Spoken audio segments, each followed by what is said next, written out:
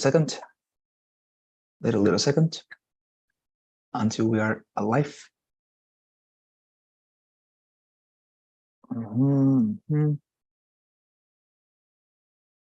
Okay, we're live, I think. Very good. I'm just sending to the group here a message. Give me a second to say if somebody else is going to join us. And we'll start, okay?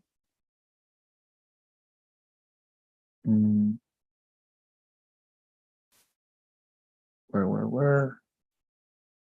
Here it is.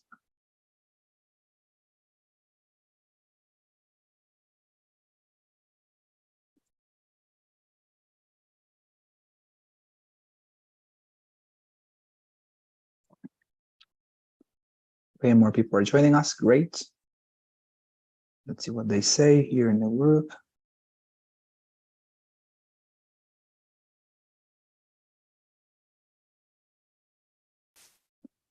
Second.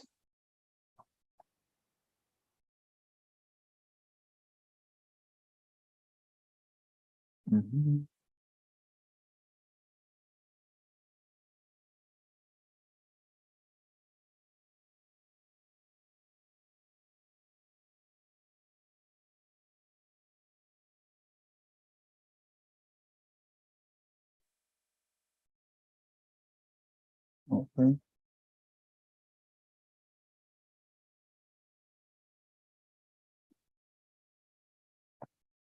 Well, I think nobody's going to join us.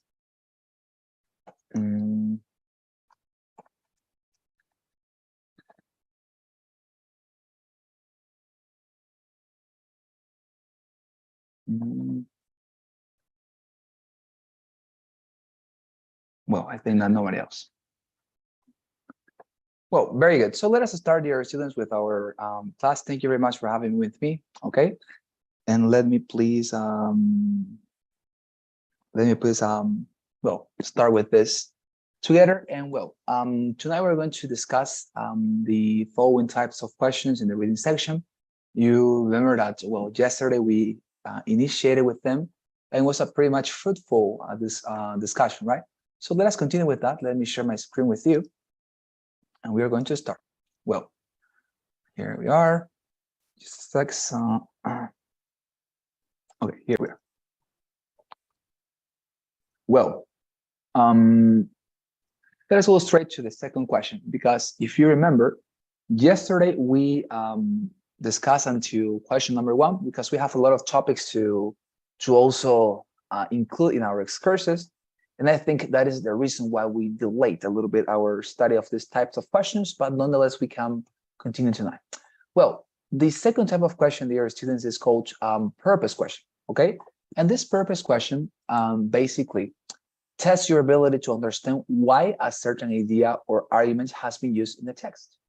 They will ask you to draw conclusions about the information that has been stated in the passage. You need to locate the paragraph and read briefly to get the purpose. Basically, dear students, this question refers to the fact that as rational beings, we are people who normally receive or who normally have reasons and purposes for every single thing we do. And when we are writing, this is not the exception. For example, imagine that you are, let's say, writing a letter in order to break up with your girlfriend or with your boyfriend, whatever. And in your letter, you say, "You are not the problem; it's me." Right? This typical phrase. Why would you say that? Why would you write that sentence in a letter to break up with somebody? You will write it because you don't want that person to feel responsible for the breakup, right? There is a reason, there is an effect you want to cause. That is to say, the relief of this person, knowing that, well, certainly she or he is not the responsible for breaking up. It's just that you have some problem or something, right? But there's a reason. If you write a letter and you include that sentence, you want to cause that person feel relief. And that is the reason why you include it, right? You always have a reason whenever you write. So that is not the exception here. The author, when he writes this passage, dear students, this that you're reading, right? He has reasons why he includes a particular sentence, phrase, or etc. So this question is going to ask you to identify the reason why the author included a particular sentence. Why did he include this? There must be a reason, right? So that is what you're going to be looking for. So what does the author, and as you can see, this is the question, why does the author mention the survival of snakes, lizards, turtles, and crocodiles in paragraph 3? Our sentence is that one that is between the quotation commas, within the quotation commas, snakes, lizards, turtles, and crocodiles in paragraph 3. And we have paragraph 3 here on the right side of my screen. So let us read together. It says, if true though, why did cold-blooded animals such as snakes, lizards, turtles, and crocodiles survive the freezing winters and short summers? These animals are at the mercy of the climate to maintain a livable body temperature. It's hard to understand why they would not be affected, whereas dinosaurs were too left to cripple to cope. Especially if, as some scientists believe, dinosaurs were warm-blooded. Critics also point out to the shallow seaways had retreated from and advanced on the continents numerous times during the Mesozoic. So why did the dinosaurs survive the climatic changes associated with the earlier fluctuations, but not with the one, or with this one? Although initially appealing, the hypothesis of a simple climatic change related to sea levels is insufficient to explain all the data. Well, as you can see, it's a paragraph, and the question is asking us not for the entire paragraph, but merely for this sentence: snakes, lizards, turtles, and crocodiles. And as you can see, this sentence, dear students, is at the beginning of the reading passage, right? It says, if true though, why did cold-blooded animals such as snakes, lizards, turtles, and crocodiles survive the freezing winters and the torrid summers? Well, and as I say, among these possible answers, there is the reason, okay? We have the reason why the author included the sentence, okay? So let us read the answers. To argue that dinosaurs may have become extinct because they were not cold-blooded animals. To question the adequacy of the hypothesis that climatic change related to sea levels caused the extinction of the dinosaurs. Or to present examples of animals that could maintain a livable body temperature more easily than dinosaurs. To support a hypothesis that these animals were not as sensitive to climate change in the Cretaceous period as they are today. Well, some recommendations before we respond to the question. To effectively respond this type of question, dear students, you must ask yourself, how does the alluded portion affect the whole text? It might initiate, conclude, support, or discard something. This is what I told you previously. If you write a letter to break up with your partner, right? With your couple, excuse me, and you say, you are not the problem, it's me. There is an effect you want to cause, right? And what will be that effect? To make the point that your couple is not the problem. There's nothing wrong with him or her. It's just a matter of your own preference. You are having some trouble, you want to break up, right? So as I say, there is an effect we always cause with our sentences. So you need to look for that cause, for that effect that the portion that the question is asking you for provokes in the entire reading passage. As I say, it could, for example, initiate a discussion, that sentence. It could conclude something. It could support something. It could discard. It could object something. So as I say, think about what is this sentence provoking in the entire passage. Is it causing something? What does it cause, right? And the second thing you have to look for is the mode of the sentence.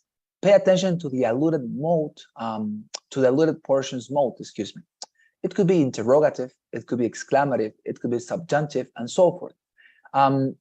Sentences always have a mode, right, in a grammatical sense. And there are a lot of modes in writing. You have interrogative and exclamative that are the most common ones and the most known ones. Questions and exclamations, right? Like, come here, right, with an exclamation symbol, right? And then you have subjunctive as well. That is not very much common. People don't know this very much normally. And then you have indicative. What are subjunctive and indicative references? Well, when you have an indicative sentence, it basically expresses, what is this? It expresses affirmations. For example, if I say my computer is on, that will be an indicative sentence. Why? Because I am affirming, right, I am affirmating, excuse me, that my computer is on. But if I say my computer might be on, that is a subjunctive statement. Why? Because I am expressing the possibility that is plausible, merely plausible, that my computer is on, right? So pay attention to that mode. Why? Because the mode tells you a lot about the reason why the author is including that sentence. Because if it is a question, for example, then automatically you should know that if you write the question, right, it's because you want to cast doubt upon something. Or if you write an exclamative sentence, for example, it's because you want to make emphasis. If you say, come here, with an exclamative sentence, or with an exclamative symbol, I'm sorry, it's because you are saying, hey, I want to emphasize, please come here now. Or if you make a subjunctive sentence, it's because you are, as I say, hesitating, expressing possibility. And if it is an indicative sentence, it's because you are displaying confidence, security about something, right? So as I say, the mode of a sentence tells us very much about why the author included it, okay? Think about this criteria when responding this question, okay? So following that criteria, what can we know about this sentence? First of all, our sentence here that is snakes, lizards, turtles, and crocodiles, dear students, if you look at it, it is not an isolated sentence. It's part of a larger sentence, actually, right? It says, if true, though, why they call blooded animals, I'm sorry, such as snakes, lizards, turtles, and crocodiles, survive the freezing winters and the torrid summers? As you can see, it's part of a larger sentence that is a question. So just because our sentence right now, it's a question, you can know by definition that it is casting doubt about something, that the author included this because he wanted to cast doubt upon something, right? First thing you can know following the criteria we said, looking at the mode of the sentence, in this case is interrogative. Now, what else can we know? What is this sentence? What is the effect it's causing? If you look at it, this sentence is basically an addition sentence. What do I mean by that?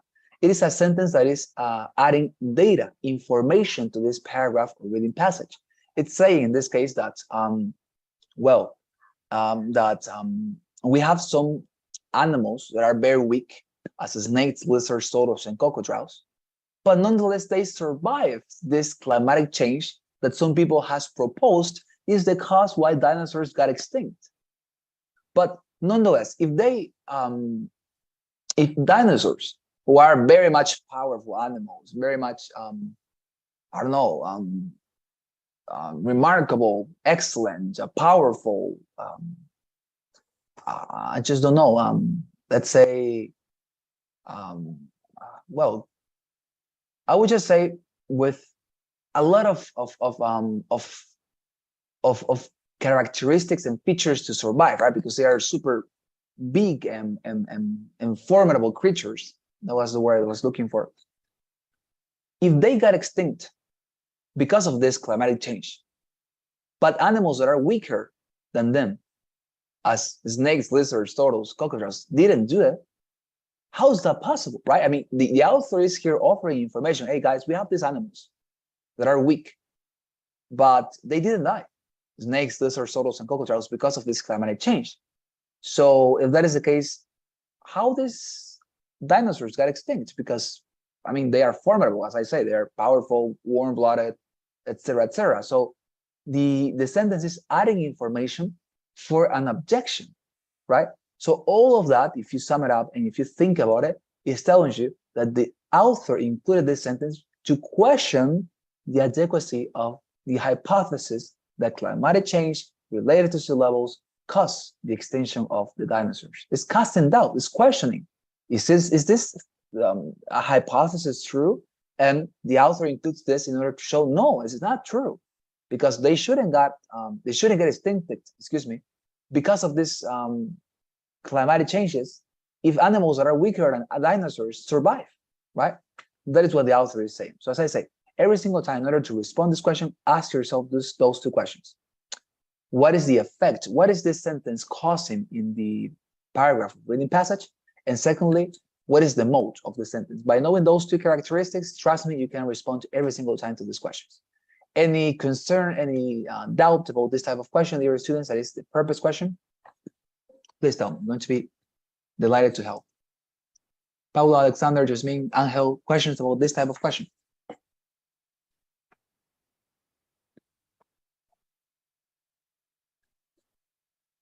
No, is it clear? It's clear. Okay, thank you very much, Angel. What about the rest of you guys? Paula, Jasmine, is it clear? It's clear. Okay, thank you very much, Paula. There you are, good then. Well, if there are no questions, then we can proceed. All right, well, let's continue. Question number 3, okay, let us discuss this one. This is easier. Sorry, don't worry, okay? This is going to be super easy. Reference questions. What are reference questions? In reference questions, you will be asked to respond to what does a specific word refer to in its context. Maybe you listen to this and there is a light turning on your memory right now, saying, hey, but wasn't this the first type of question, like asking about specific words? And yes, but there is a difference here. That beforehand, in the first type of question, that was the vocabulary question, all the questions they ask you about were adjectives or were subject words like pencil or, I don't know, illustrious, beautiful, fantastic, great, honorable. But now, the words they're going to ask you about are going to be reference words.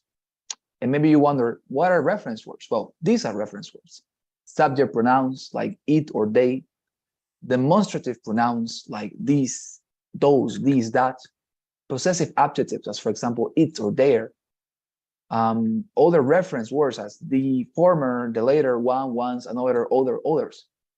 Those are reference words. These are words that help us to, let's say, unite our writing, and they always refer to a variety of things. They never have the same meaning, right? Because if I say, for example, they, the word they could refer to Carlos and Santiago, but the same word in the same reading passage could mean carrots and potatoes, right? The word they. So as I say, these reference words basically help us to refer to allude some objects or pronouns or things, but they constantly change. So that is the difficulty of this question. Okay, they are going to ask you about this type of questions in particular in a specific context. They are never going to ask you these questions in an isolated manner because, as I say, in an isolated state, these words do not have a meaning, but they always have their meaning because of the context in which they are placed and located. Okay, let's go to the example. The question says, the word they in paragraph 3 refers to, right? And as you can see, very easy to identify this type of question, right?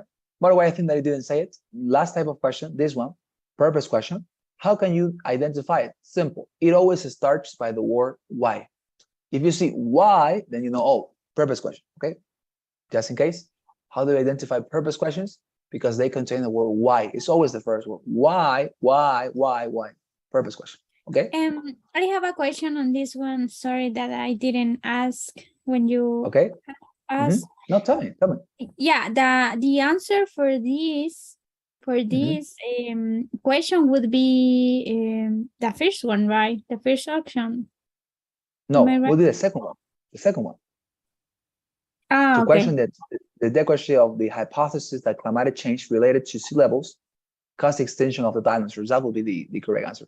You got the why is this the correct answer? Or maybe should I explain once again? Yes, please. Could you? Okay. Yeah, sure, certainly. This is the correct answer because if you look at the sentence, dear Jasmine, it happens here that the sentences snakes, lizards, toads, and crocodiles, they belong to a larger sentence that is a question, right? If true, though, why the cold-blooded animals such as snakes, lizards, turtles, crocodiles survive the freezing winters and the torrid summers? So the mere fact that this is a question tells you that the reason why the author included this sentence is because he wanted to cast doubt, to question something, okay? That is the first thing you have to notice. Secondly, and that is because we are following this criteria, right? Always think about the mode of the sentence. Is interrogative, is exclamative, is subjunctive, is indicative. Think about that. Now, what else? In this case, what is the effect that the sentence is causing in the overall passage? This sentence, if you look at it, dear Jasmine, is adding information, right? It's talking about cold-blooded animals that are super weak, as snakes, lizards, turtles, and crocodiles. And the reason why the author includes this, if you notice, is because he later make a contrast, right? He contrasts these animals, super weak, right? Snakes, lizards, turtles, cold-blooded animals, with super powerful and warm-blooded animals as dinosaurs. And later he says, hey, but if they didn't die, snakes, lizards, turtles, and crocodiles, because of the climatic change, how is it possible that dinosaurs who are powerful and warm-blooded died and got extinct because of that climatic change? It simply doesn't make sense. That is what he argues, right? So as you can see, those reasons help us to know that the author has mentioned this question or this sentence because he wanted to question the adequacy of the hypothesis that says that climatic change related to sea levels caused the extinction of the dinosaurs because of those two reasons. Is it fine now? Okay, I think what it confuses me is that the last sentence says the hypothesis of a simple climatic change related to sea levels is insufficient to explain all the data. Yes. Yeah, maybe I was confused because of this sentence, and I thought the answer will add the cold-blooded animals. But yes. I think I will give it another try. Thank you. Okay. Yeah, my pleasure. Thank you very much. Yeah.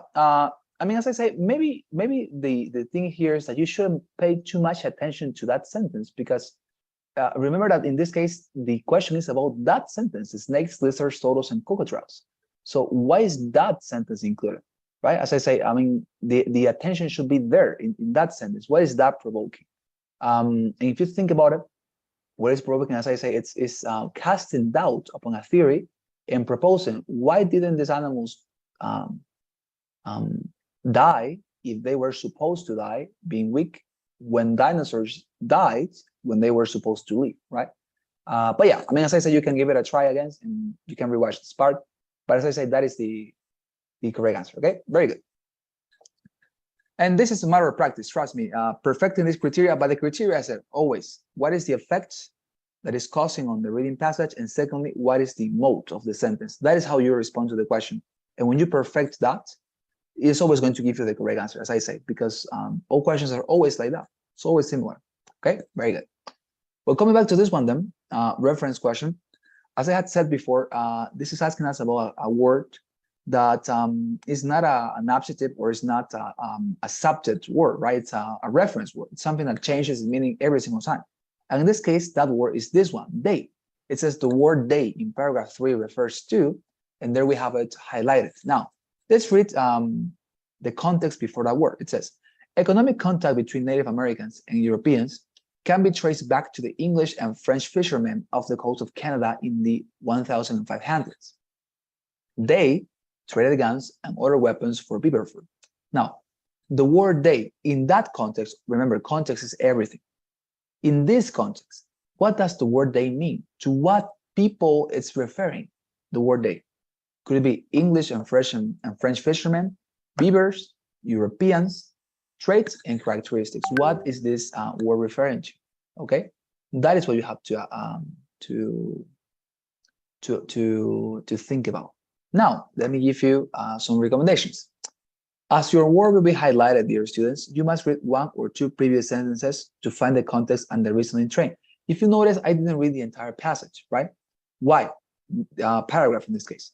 Because when you read and when you receive this type of question, when you identify, oh, this is a reference question, please don't read the entire paragraph. The only thing you have to read in this case is the immediate context of the word you are being asked about. Because if you read the entire paragraph, dear students, trust me, you're going to get confused. But if you merely read the immediate context of this word, that is one or two previous sentences and one after if you want, you're going to get it better, okay? So as I say, please merely read that part. And now, second important thing is you have to look for the reasoning train. What is the reasoning train? In simple words, the reasoning train is the last idea that the author had on mind when he wrote this word. I'm going to repeat.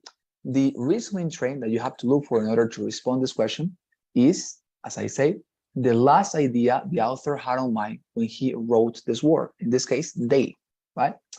Let me explain this in this manner. If I say, for example, today I am at home. I repeat, today I am at home. What would be my reasoning train? My reasoning train would be home, right? Or my home. Why? Because in my sentence, the last idea I have on mind is today I am at home. So what is my reasoning train? My home, right? That I am at home. But if I continue the sentence and I say, today I am at home and tomorrow I will go to the park, then what would be my reasoning train? My reasoning train wouldn't be my home anymore. My reasoning train would be the park. Why? Because as I say, it's like the last idea I have on mind is not my home anymore, but it's the park, because I'm saying today I am at home, but tomorrow I will go to the park.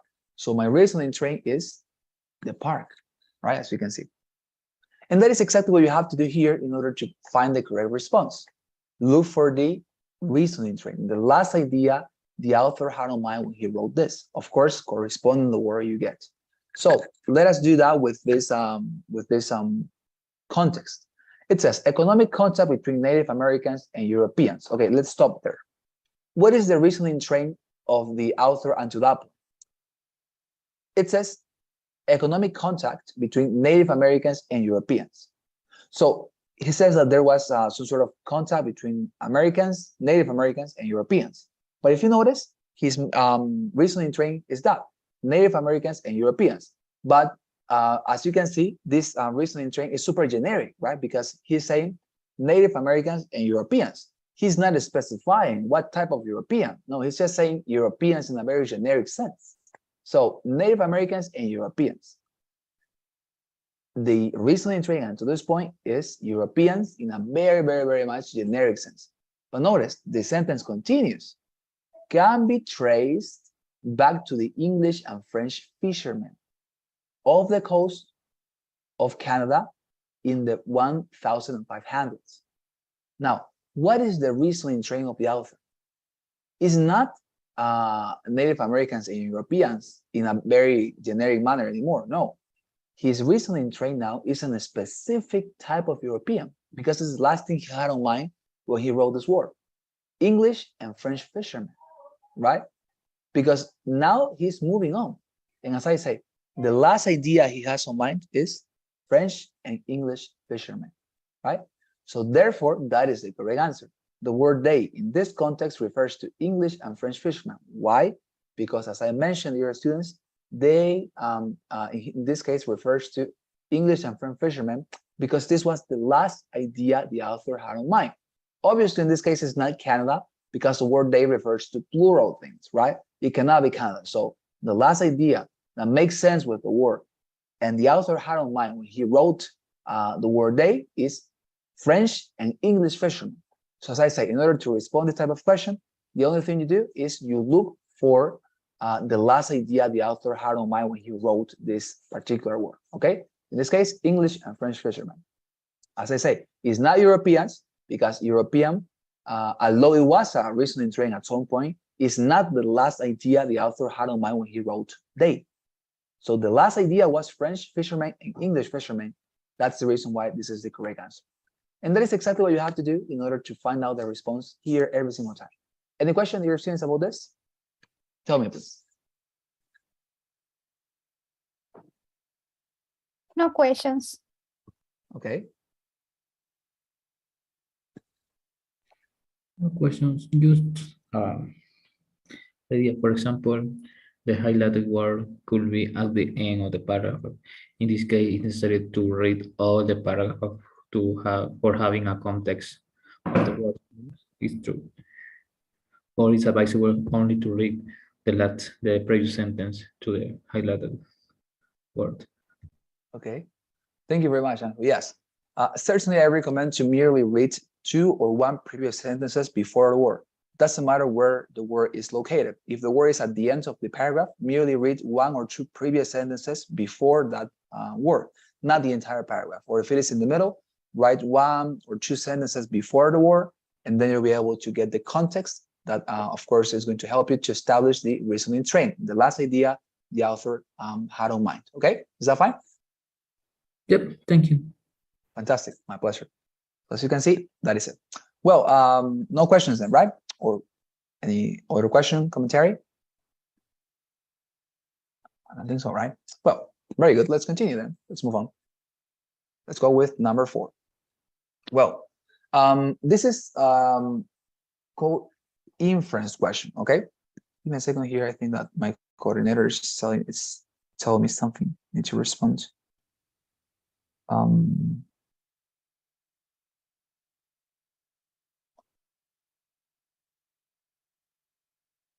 Okay, sorry. No, nothing very important.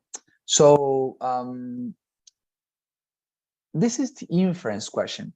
And let me tell you something. This question, dear students, is very much tricky. But if you understand what I'm going to say right now, it's not going to be so for you. Okay, so please listen. What you have to do in this case is, first of all, understand what is an inference. And what is an inference? An inference, dear students, an inference, it's basically a conclusion, a rational conclusion you make out of information or data you may have. I repeat, an inference is a conclusion, a rational conclusion you make out of a given information or data, okay? That is an inference. Now, let me give an example. Let's say that your friend, your best friend, always wears very much colorful clothes. He dresses with, I don't know, orange t-shirts, blue pants, and white shoes. Suddenly, one day, you see that your best friend has posted on Facebook, "I miss you very much." And next day, you see that suddenly, when he used to always, as I say, dress colorful clothes, he now dresses completely in black, excuse me. Black t-shirt, black pants, black shoes. What can you infer about your friend? If he used to dress very colorful clothes, but not suddenly, but now suddenly he starts to dress fully in black, and you saw that message on his social media saying, "I miss you very much," what can you infer? Well, of course, you can infer that somebody he loved passed away, right? That somebody in his family died, because that is what we do in South America and Central America. When somebody dies, right, we dress him in black. So that will be the inference, right? Because you have information, you have data, all these things that I have mentioned to you. And because of that, that suggests to you, even if he didn't tell you that his family, somebody in his family died, that something happened, that somebody he loved passed away. Now, that is an inference because it's justified in the information you have. It's rational, it's good, it's an inference. Now, what wouldn't be an inference? Let me tell you. What wouldn't be an inference would be to say, I know what happened. Aliens came to the house of my friend and stole all his colorful clothes. And that's the reason why he was forced and obligated to merely dress black clothes. That wouldn't be an inference, right? That would be using your imagination, because there is nothing, right, in the in the information you receive that tells you aliens came to your friend's house and stole everything he had to dress, and now he's forced to merely use black clothes. I mean, that is irrational, first of all, and secondly, it is not justified in the information you have, because you saw the message he wrote on his social media saying, "I miss you." So that tells you, that suggests you, oh, something happened here, right? Somebody passed away. So as I say, an inference is a conclusion, a rational conclusion you make out of information you receive, okay? And it must be rational, not imaginative, okay? Very good. So in this case, what are you going to do in these inference questions? Exactly the same. You have a reading passage, right? The question is going to ask you to make a conclusion, a rational conclusion, out of the information they give you in that passage. No more than that. For example, look at this. Which of the following can be inferred about Melville's poetry? I repeat, which of the following can be inferred? No.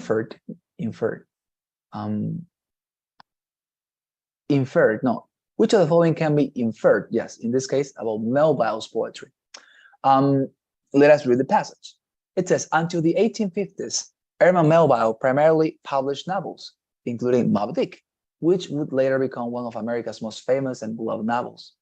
His novels, however, had extremely low sales, and Melville had to quit writing novels because no publisher would agree to print his books. In an effort to make more money from his writing, Melville chose to publish some poetry instead. Poetry was extremely popular and sold well in 19th century America, so Melville expected to make a profit from his first book of poems. These poems, however, were as unpopular as his novels and sold scarcely any copies. All right, that's it. Now, as you can see, which of the following can be inferred about Melville's poetry? It's asking you to give an inference about Melville's poetry, because this talked about Melville's poetry as well. So you have to make an inference about Melville's poetry. What will be the correct inference here? It was not as well written as Melville's novels. It was written primarily in iambic pentameter. It did not yield a significant profit for Melville. It was Melville's only possible way of making money, right? Well, which one is the inference here? The rational conclusion we are justified to conclude. Which one? Some recommendations first. Don't forget that although you are asked to infer something, this doesn't mean you can separate yourself from the passage and let your imagination to fly. You must infer, yes, but you must do it only with that information provided in the passage, okay?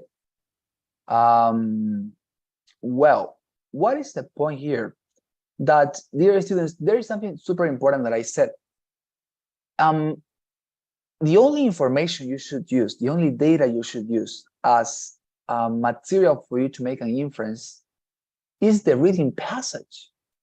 That is to say, what you are reading right now. For example, maybe you are, imagine that this was your reading passage on the exam.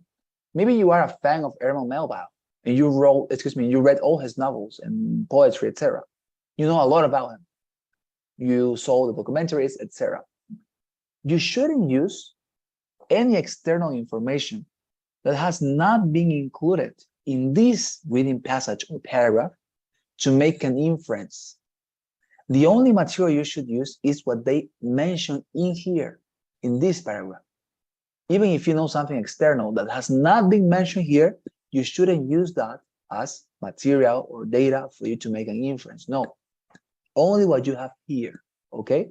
So please avoid that confusion.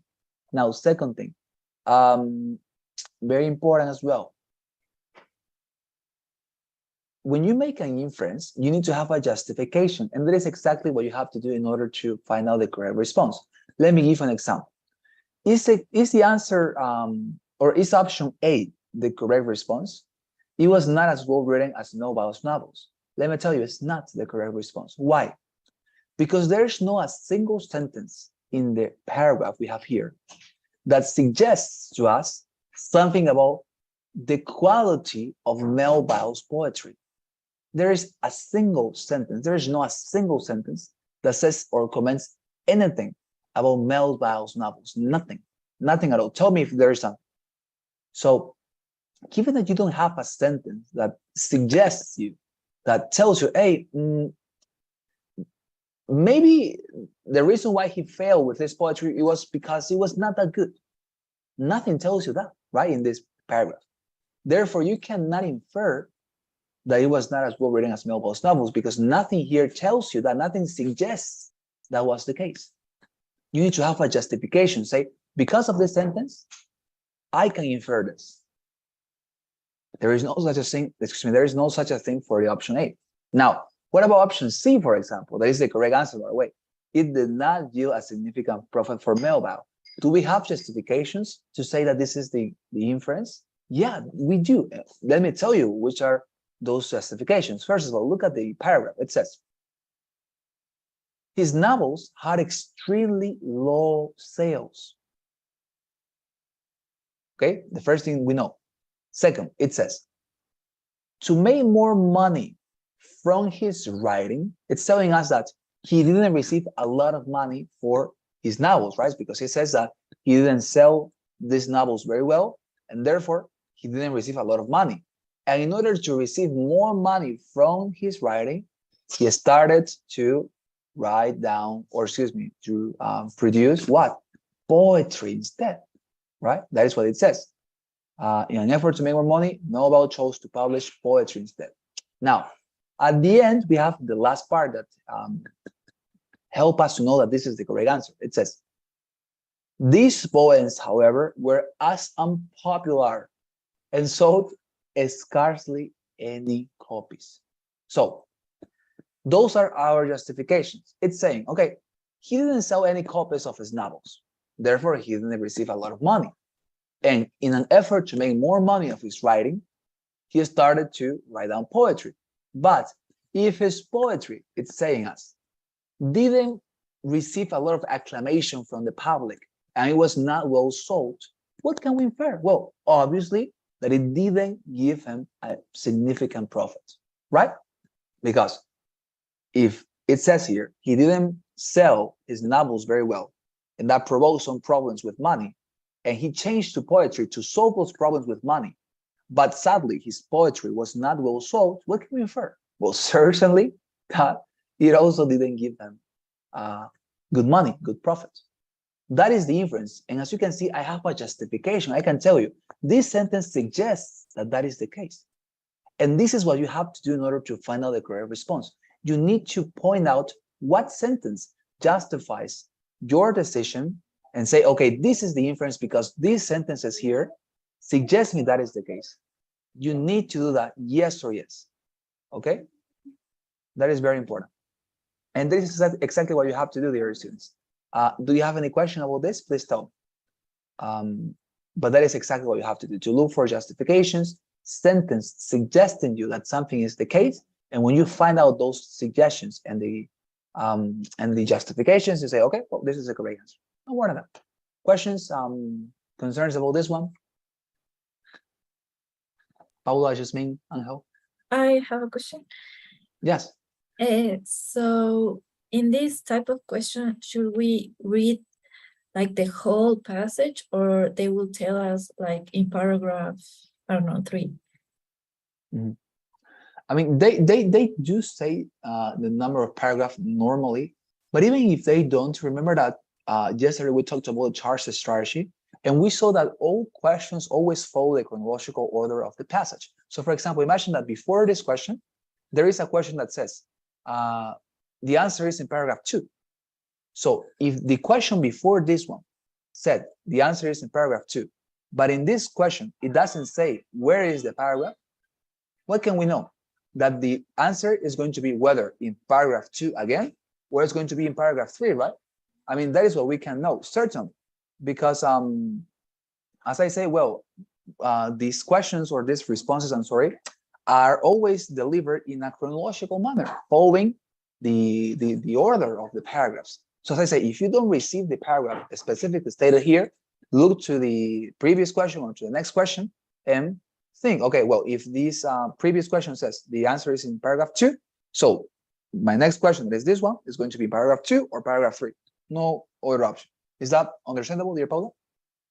Yes, thank you. No pressure. Okay, very good. Any other question, concern, dear students, about this one? No questions? All right, great. No questions. Last type of question we're going to discuss tonight. This is the essential information question. Very easy, trust me. What is this all about? Well, basically, this type of question is asking you, first of all, it's going to give you a reading a sentence, okay? A highlighted sentence. They are going to highlight a sentence for you. When you have your highlighted sentence, dear students, it's going to happen that when you read it, okay, when you read the sentence, they're going to say, okay, well, now that you have that sentence, highlighted sentence, we're going to give you some options. And those options are going to be sentences as well. And they will say, okay, among those sentences that we are giving you, apart from the highlighted one, among these sentences, there is one sentence that conveys exactly the same information than your highlighted sentence. Look for it. I repeat, among the possible answers, there is one sentence that conveys the same information, the same main ideas and points of your highlighted sentence. And that is the answer you have to look for. Basically, you're looking for a substitute, right? Because if it conveys the same information than this highlighted sentence, you could use it instead, right? Okay, I'm going to take this out and I'll put this one that conveys the same information. That is what you have to do. You're going to be looking for substitutes. You're going to look for a sentence that conveys the essential information of the highlighted sentence and could replace it. Okay? Very easy. Let me show you the example. The question is like this. It says, the sentence in paragraph 6, between industrialization, the reduced population of Native Americans, and the segregation of them into the reservations, contributed to the end of Indian trade.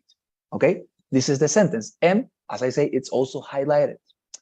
Between industrialization, the reduced population of Native Americans, I'm reading from my right side, and the segregation of them into the reservations contributed to the end of Indian trade. And it says, the question says, this sentence is most similar to, and as I told you, they give you some extra sentences. And there is one among that group that represents and expresses, as I say, the same information than the highlighted sentence. Of course, not with the same words, certainly, because if it were with the same words, well, wouldn't be a question either, right? It is not going to use every single word of the highlighted sentence, but as I say, it must convey the same essential information. That is the reason why this is called essential information question, because your correct response, although it will not use the exact same words than your highlighted sentence, it will contain the essential information they're presented. And if it contains the essential information, it is the correct answer. Okay? Well, let's look at the answers. Indian trade came to an end because of segregation, industrialization, and declining populations. The U.S. industrialized their production, segregated from Native Americans, entered conflicts that decreased the Native American population.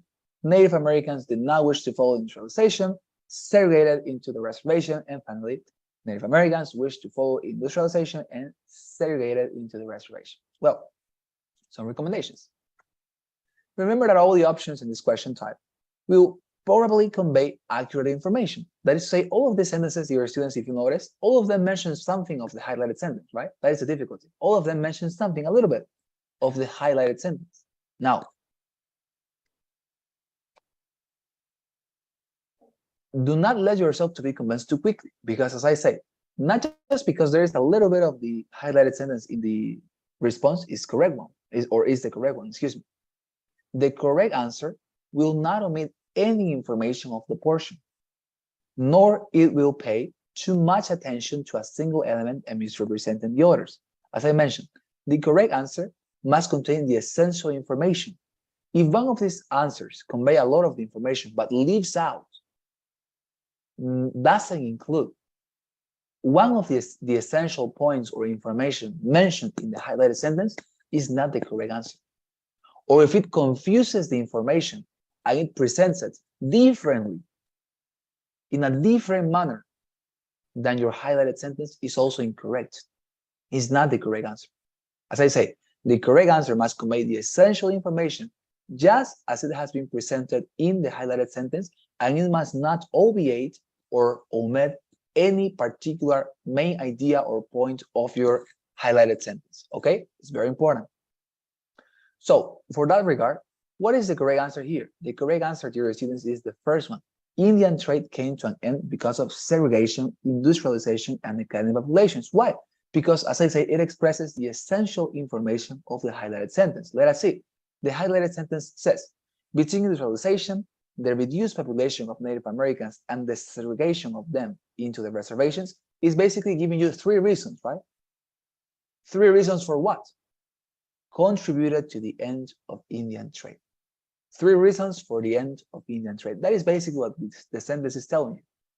And if you go and read the first answer, it says, Indian trade came to an end because of what? Segregation, industrialization, and declining populations. Is mentioning exactly the same three reasons that the highlighted sentence proposed for the end of Indian trade. Is conveying the essential information. Certainly, is not using exactly the same words, right? That's fine. Obviously, it's not going to happen. But if it mentions the essential information without leaving out any important part, is the correct answer.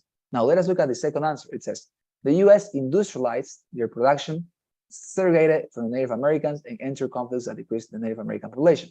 Something that I say, that I didn't say, excuse me, is, dear students, when you are in this question, please merely read the highlighted sentence. Okay, please take notes on that. Don't read the entire paragraph for this type of questions that are super easy to identify, right? Because you have the sentence there in the question, and you have it here also in the paragraph. Never read the paragraph, please. Merely read the highlighted sentence. Why? Because this will allow you to understand that the only thing the question is asking you for is the highlighted sentence. All the other details above and below are simply irrelevant. The only thing you have to care about in this question is the highlighted sentence, no more than that. And if you notice, in the highlighted sentence, there is nothing about the US. In the rest of the passage, in the rest of the paragraph, we have a lot of mentions of the US. But in the highlighted sentence, nothing. That is the reason why, as I say, merely read the highlighted sentence. And because in your highlighted sentence, you don't have a single information about the US, you know that the second answer is incorrect because it's talking about the US. It says the US did this, did that, industrialized, segregated. But in the highlighted sentence, we are not talking about the US, right? So not the correct answer. The third one, the same. Native Americans did not wish to follow industrialization. The highlighted sentence says that they ended trade because of industrialization, but it never says anything about their position, if they wanted to follow it, if they didn't like it. No, the only thing it mentions is that because of the industrialization, the trade ended. But nonetheless, it doesn't say if they were advocates of industrialization, if they were opponents, not at all. Again, it's confusing information. And that is what you have to avoid, okay? Answers that confuse information and leave out essential information. Questions, dear students, about this type of question? Any concern, idea? Tell me, please.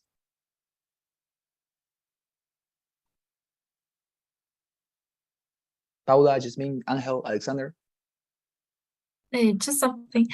So basically, in this question, they put like some extra information. The answer is incorrect. We don't have to read anything else. That's the question. No. Exactly. Yes. Thank you. Yes, totally right. Sometimes they include more, as you said, is wrong, because what the correct answer will do is to express the same essential information than the highlighted sentence, that the highlighted sentence proposed. If it mentions something else that is not in there, wrong answer. If it mentions, or if it doesn't mention something that it was mentioned here, also incorrect response.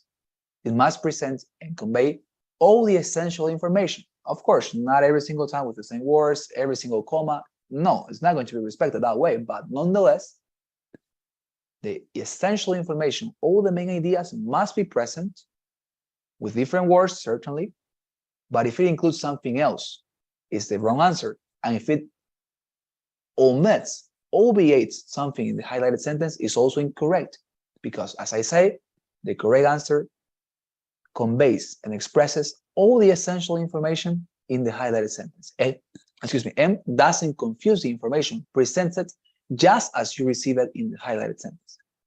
Yeah, is that fine? Any other question, dear Paula? No, thank you. All right, fantastic. There you are. What about you guys? Jasmine and Angel, Alexander, any other question?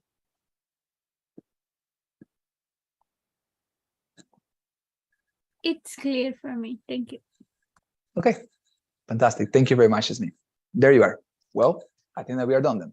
Before you go, I have a gift for you. Please go to your WhatsApp group and send in right now a bunch of material that I found on the internet, free resources for you to practice this, for you to use it. Okay. Right now, maybe of course you're not going to use it because we have not finalized with the theoretical aspect of the reading section. Fine, but later you can use it when you understand all types of questions. You can practice and get better in this section by using all this material, websites, YouTube videos, a lot of things. You're going to appreciate it, I know. Okay, so there you have it, a gift for you. And well, we're going to finalize that matter. I'm going to take your assistance, okay? Please don't go. And please help me, dear students, with the traditional poll. You know that I appreciate your responses very much, okay? So please help me with that. And let's go with your assistance. Oh, if you have any question, commentary, please feel free to express it, okay? For your list. Wednesday, there is an extra poll. Oh, yes, there's an extra poll, you're right. Let me display it. Thank you very much, Angel, for remembering me. Yeah, please help me with that order poll. Okay, so sorry for bothering you, but the company. Well, now please listen to your names. Okay, help me with that or poll, and let's go with this. It says it's here present. Jasmine Azucena. Yeah, present. Thank you very much, dear Jasmine. What about Paula Andrea? Present. Thank you very much, dear Paula. What about Ángel Intriago? Present. Thank you very much, dear Ángel. And we have finally our dear Alexander David. Present. Great. And well, thank you very much, dear Alexander. Well, the rest sadly was not able to make it today, but anyways, they will see the class on the recording, I know. Well, thank you very much, dear students, for your fantastic performances today, paying attention, and fantastic questions as always. As I say, I'm going to be seeing you next time, okay? To continue this theoretical excursus, so please don't miss tomorrow's class, okay? Thank you very much and have a wonderful night. Thank you.